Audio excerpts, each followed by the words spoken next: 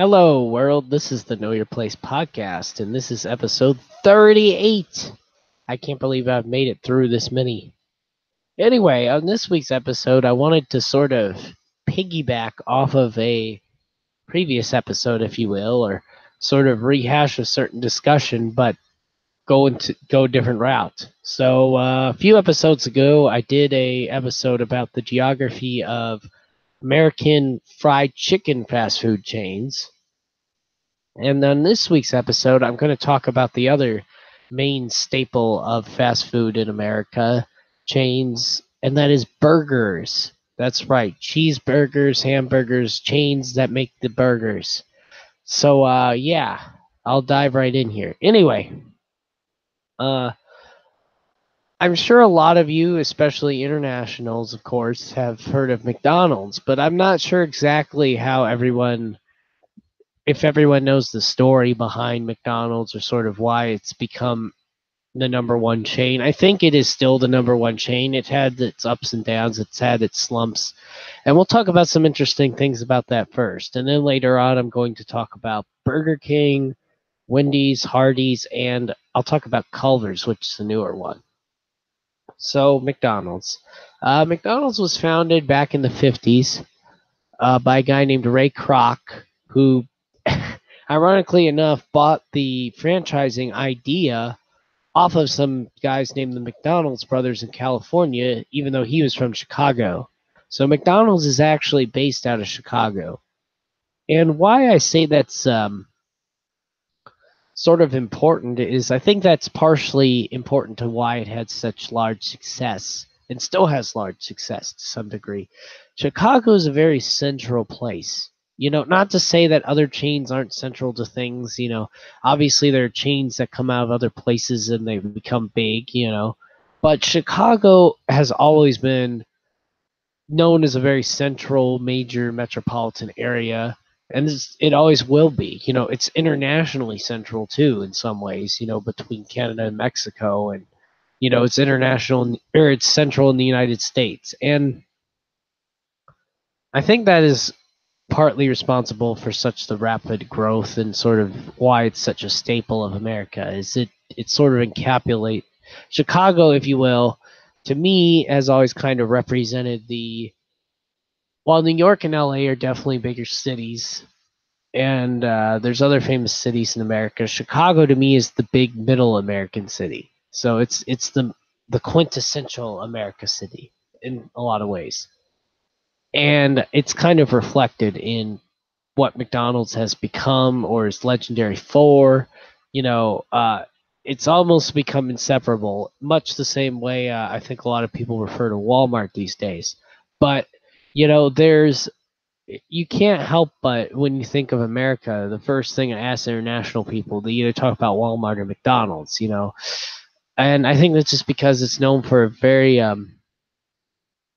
I mean, yes, the Big Mac is a signature burger, and we'll talk about having your signature items because that plays a big role in who identifies your fast food chain as what. But McDonald's also has, it's just known, in my opinion, kind of for simple burgers, or just some of the other chains that are famous these days, have a lot more sophistication to them. And that's not to say that McDonald's now is starting to add a lot of variety to its menu that it didn't previously have, but I think it's known for the bare bones beginning essential. It's cut and dried. Even the Big Mac, for example, there's cheese and the lettuce and the special sauce, and there is some other stuff in there. But, it's not known as sort of like a crazy dressed burger or they don't, McDonald's doesn't roll around with a bunch of fancy buns, although again, it's starting to change some of these things. But, it was known as the no frills place. You're going to get the same exact thing at every location every time. And that's what they built their reputation upon back in the day. Now it's varied slightly. There's been problems over the years. They've had their ups and downs. You could tell especially when I was a kid in the 90s and early 2000s, you could sort of tell that McDonald's was starting to feel a lot of the heat from its rivals. And but they've kind of rebounded again. And we'll talk about that a little bit too. So McDonald's also was starting to, they vary their menu some based upon region. Like I heard a really interesting story today where you can still order a McPizza at one location in West Virginia, and that's because it's a franchise business, and technically speaking, the franchise owners can sell what they want. Although the corporate headquarters does find some things to be a little crazy and would probably discourage some things these days. So yeah, but yeah, I think the reason why McDonald's started to trail off a bit and was having problems here in America was because, it was so plain and basic and people were starting to take it for granted some, you know, and I don't blame them. I didn't really frequent it. When I was a kid, frequented, we did go there sometimes, but we went to Wendy's more, and I'll talk about Wendy's in a minute, and my mom, when she was younger in the 80s, she worked at a Burger King, and I think they were going through some popularity then too. And I guess yeah, everybody just took it for granted. So, but a couple of years ago, McDonald's had a smart CEO take over. I say smart because, and he sort of shuffled things around, and he decided the way to get people back in McDonald's was to introduce some new menu items and make all the McDonald's look nicer, make them a more hip spot to hang out. And I think it works some because I'll admit I have been going to them more often in the past 10 or 15 or the past 10 years since I've become an adult than I think I did as a kid. And it's because now they have all these coffee drinks and they've decided to go to this all day menu thing and or all day breakfast menu thing. I think that appeals to middle Americans. Part of the gripe middle Americans have with somewhere like a Starbucks and a Panera now is we felt like there was a lot of pretension, which is okay. That's how they made their money in the beginning and how they still make their money. But if you're the regular average Joe farmer, you would rather go be able to get a coffee drink, but get it at McDonald's. And I think it's worked. I really do think it's worked. McDonald's will probably never see the dominance of the market it used to see back in the day, but I think it put itself back in a good position with these moves. And you see, I mean, when I'm in there, I do the majority of people I see when you're there for the morning breakfast cloud is there's always the old timers out there drinking coffee, but I've seen more young families in there again too. They've been re-gearing themselves to try and attract young families again, and it's really cool. It's cool because while I mean, we all joke about McDonald's and how plain and basic it is, but I would also feel concerned as an American if I saw that franchise just totally plummeting and closing up. I know a lot of people feel that way about Sears and Toys R Us, and I can't blame them. I mean, it is weird to think about Sears, the company that used to own the tallest building in the world in Chicago, is now practically on the verge of death. It's crazy to think about. It does shake you to your core a little. So to see a company, because often this doesn't happen, right? Often we do just see these chains die or these corporations just die or go down the slump. But to see McDonald's, who is going through a slump, make a few house cleaning changes and start to correct course, that's something to be applauded, I think. All right, so next one I want to talk about is one that's been in a perpetual slump, and that is Burger King. At one point in time, people thought Burger King was going to take the top spot from McDonald's because it offered. I don't know why, really, because though my mother did work there as a kid, I have never really found it that appealing. Their menu just never appeals to me, and every time they come out with a new menu item that's supposed to be appealing or target a crowd, I don't like it. It doesn't sound appealing to me. And I don't know.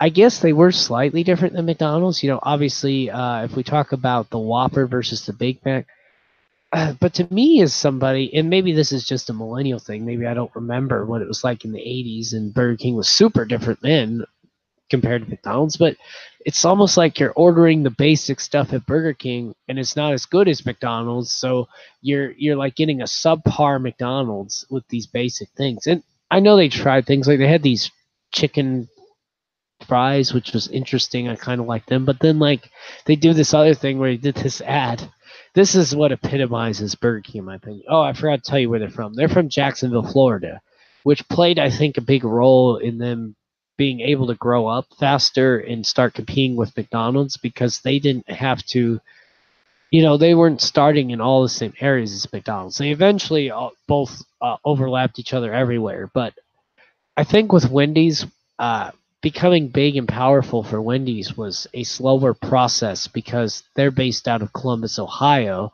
So when they started out, they had to build chains pretty much everywhere next to already existing McDonald's. So Burger King, I didn't have to do that in the beginning. After a while, they had to, but it wasn't like that in the beginning.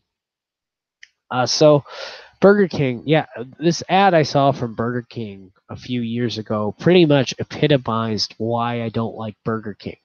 And here was this ad, and I guess they were around before Arby's was making some of these other special sandwiches.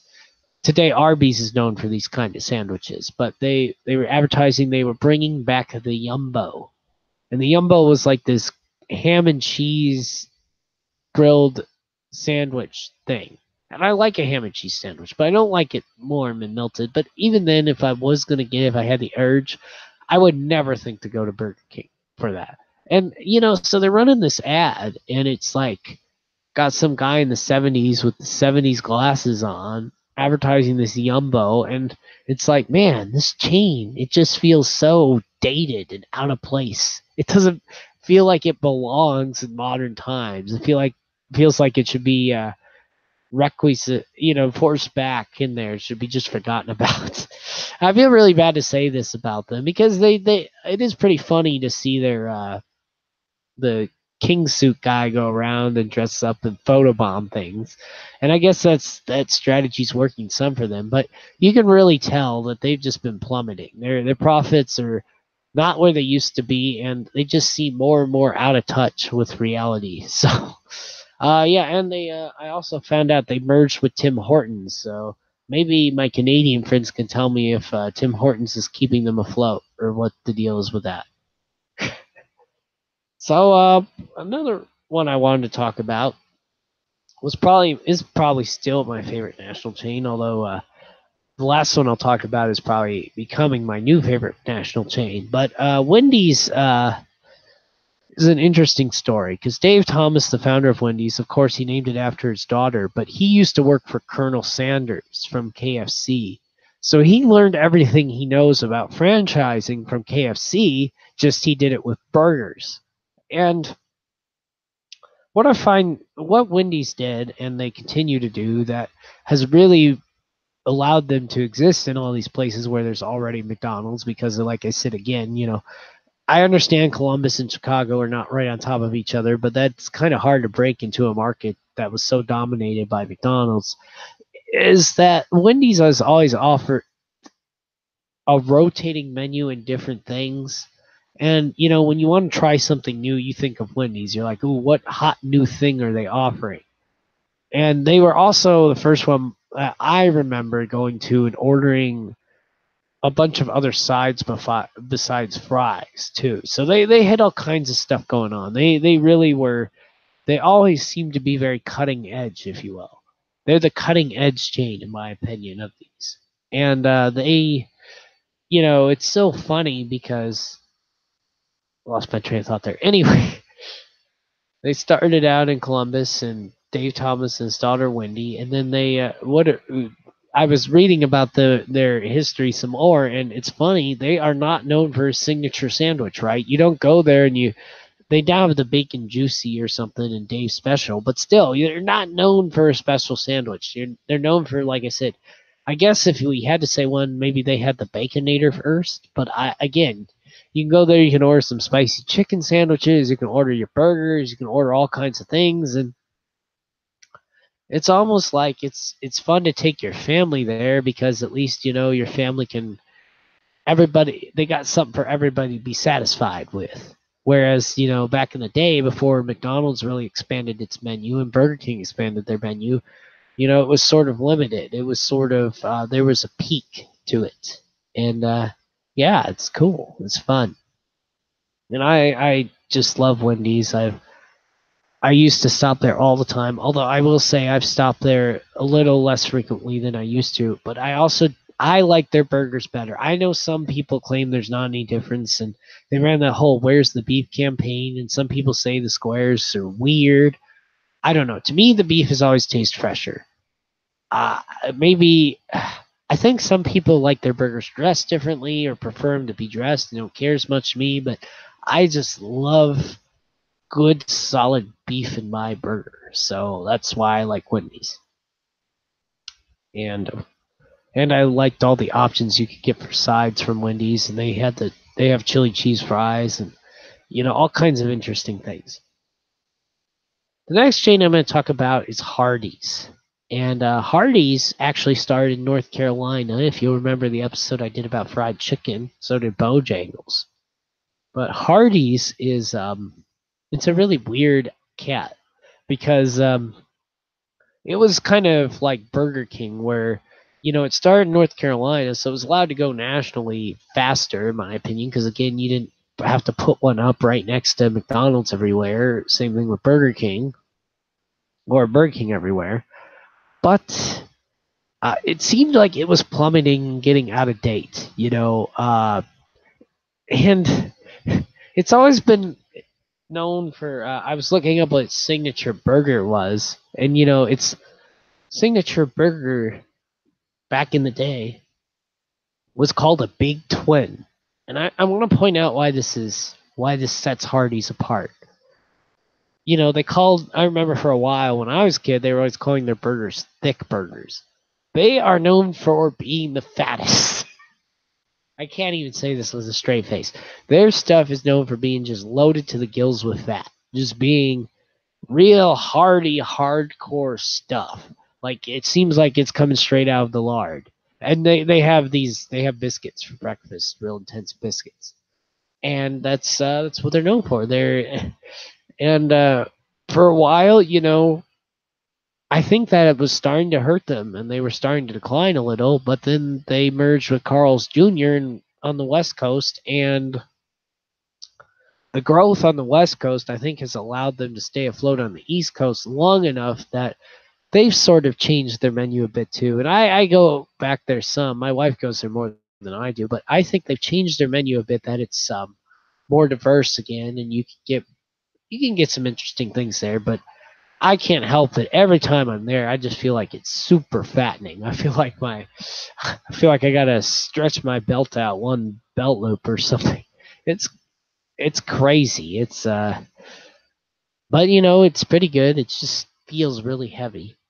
And then the last one I wanted to talk about, and as I wrap up this discussion, was of course I gotta be a homer and talk about the new chain on the block, which is Culver's, and they're just totally embracing being the Wisconsin burger chain, and it's really surreal because I remember when I was a kid, we had to go like two towns over to go to one. They were only started in 1984 with one location for a long time, and we had to go like two towns over to go to one in Wisconsin, and they weren't anywhere else. And now they're like everywhere. I see them everywhere I go, and it's been really surreal here in Kentucky. I live in Kentucky now. I would go out with my in-laws after church with them to one.